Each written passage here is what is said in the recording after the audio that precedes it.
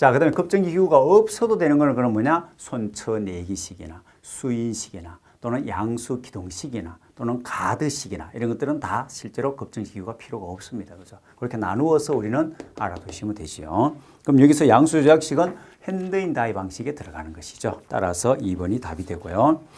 45번은요. 초음파에 관련되는 것은 2만 헤르츠죠. 우리가 들을 수 있는 가청 주파수가 일반적으로 16에서 2만 또는 20에서 2만 뭐 큰 차이는 없이 다 맞습니다. 예, 그 정도로 알아두시면 되고.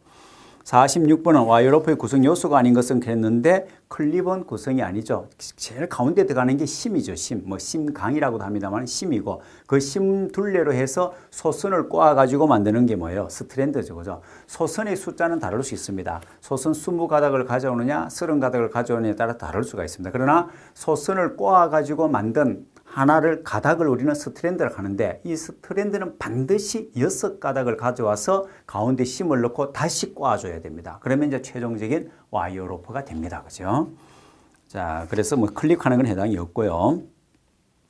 그 다음에 47번에는 이상 온도, 이상 기압, 과부하 등 기계의 부하가 안전 한계치를 초과하는 경우 이를 감지하여 자동으로 안전상태에 들어간다. 감지형이죠. 그죠? 그러니까 접근 거부형, 반응형, 위치 제한형은 뭡니까? 다 프레스에 많이 해당되는 거죠. 위치 제한형 하는 거는 프레스의 양수 조작식을 얘기합니다. 위치를 양쪽 버튼에 고정을 시키기 때문에 제한하기 때문에요. 접근 거부형은 손이 들어갈 때 뒤로 잡아당기는 수인식과 손이 들어갔을 때 쳐내버리는 손쳐내기식이 접근 거부형이고 접근 반응형이라는 거는 내가 들어가다 광선을 차단했을 때 반응해서 슬라이드가 급정지되는 이런 형태는 우리는 접근 반응형이다. 이렇게 얘기를 할 수 있죠. 그죠?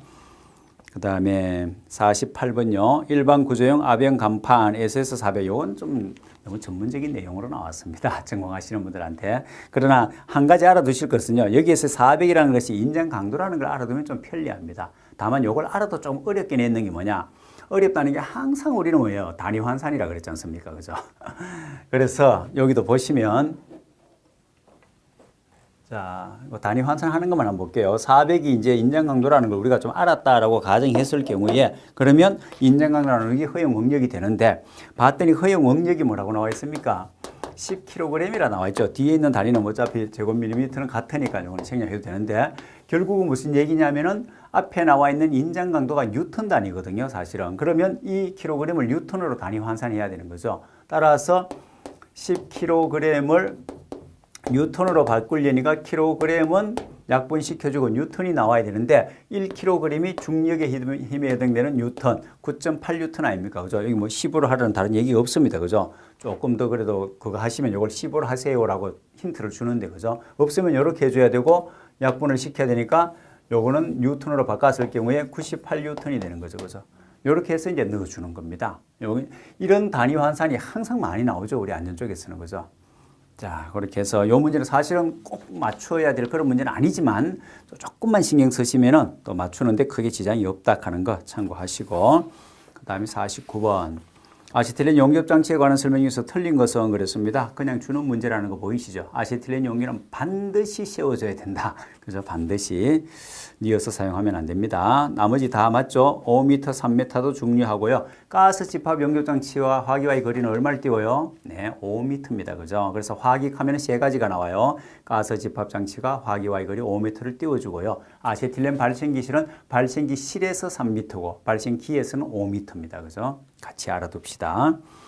그 다음 해설 통과 50 오스테나이트 계열의 스테인리스 강판의 표면 균열 발생을 검출하기 곤란한 비파기 검사 방법이 뭐냐? 자분 검사. 이건 좀 틀려도 사실은 상관이 없습니다. 굳이 일부러 틀릴 필요는 없지만 그렇게 난이도가 높은 거를 습관하다. 출제 빈도도 낮은 거다. 이래 보시면 됩니다. 자기 탐상 검사라는 게 강자성체에만 해당되거든요. 예, 그러니까 강자성체가 아닐 경우에는 사실은 검사가 곤란하다. 이렇게 보시면 됩니다. 그 다음 51번 지름이 D, 자, 이거 하면 속도 구하는 겁니다. 그죠? 원주 속도. 이랬을 때는 우리가 정리를 했던 거는 뭡니까? 제가 모든 공식을 하나로 통일합시다 라고 해가지고 뭐 이것저것 다 외울 필요 뭐 있습니까? 해서 했던 게 속도는 죄송합니다. 미터 부 세크가 아니죠. 미터 부 세크는 바람의 속도, 풍속만 나타낼 때 미터 부 세크예요. 모든 걸 미터 퍼 분이라고 합시다 해서 우리 간단한 파이디엔으로 정리합시다. 다만 단위가 중요하니까 요 공식만 쓰되 얘가 미터고 얘가 분당 회전수다. 그러면 이 단위와 같아지는 거죠. 그런 다음에 지금 문제처럼 밀리미터로 주어진다면 우리 단위 환산을 합시다. 밀리미터를 날리고 미터가 나오니까 1미터 천 우리 단위 환산 곱작 법칙요. 이렇게 쓰면 되죠. 요걸 여기에다가 넣어주면 되는 거죠. 그래야 왜 여기서 원하는 미터가 되니까. 그러면 결국은 이 얘기는 뭡니까? 파이 dn 요거 1000 곱하기 1000분의 1은 이거 전체 나누기 1000이 되는 거죠. 그죠?